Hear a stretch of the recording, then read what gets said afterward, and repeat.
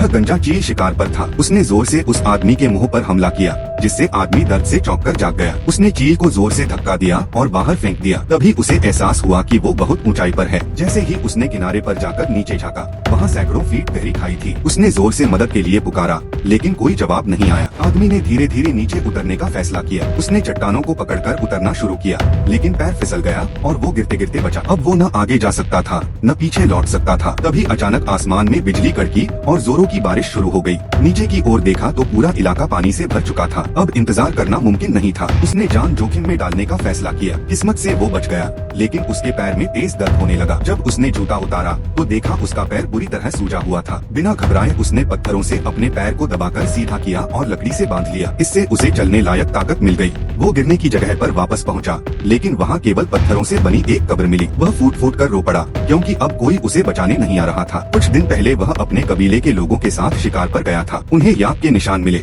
एक महिला ने उनका गोबर सूंघा और पुष्टि की कि वो याकी है। उन्होंने गोबर को पूरे शरीर पर लगाया ताकि इंसानी गंध छुप जाए। फिर वे जमीन पर रेंगते हुए याकों की ओर बढ़ने लगे। जैसे ही मुखिया ने इशारा किया, सब चिल्लाते हुए दौड़ पड़े। याक डर कर भागे और अंत में खाई से गिर गए। इसी दौरान एक याक गुस्से में आ गया और आदमी पर हमला कर दिया। उसने आदमी को सींगों पर उठाकर खाई की ओर फेंक दिया। उसके पिता ने याक पर भाला फेंका, लेकिन तब तक बहुत देर हो चुकी थी। आदमी चट्टान पर गिरा और बेहोश हो गया। रात भर पिता उसे पुकारते रहे, लेकिन वह नहीं जागा। अगले दिन उन्होंने वहाँ एक कब्र बनाई और कबीले लौट गए। अब आदमी अकेला था। वह भूख लगने पर केंचुए खाता और पेड़ों पर सोता, लेकिन मुसीबतें खत्म नहीं हुई थी। एक दिन कुछ भेड़ियों ने उस पर हमला कर दिया। वह एक सूखे पेड़ पर चढ़ गया, लेकिन एक भेड़िया उसके पैर को काट चुका था। आदमी ने चाकू से उसे घायल किया, जिससे वह नीचे गिर गया। बाकी भेड़िए रात भर नीचे घूमते रहे पर कुछ न कर सके। सुबह तक सिर्फ आदमी और घायल भेड़िया बचे थे।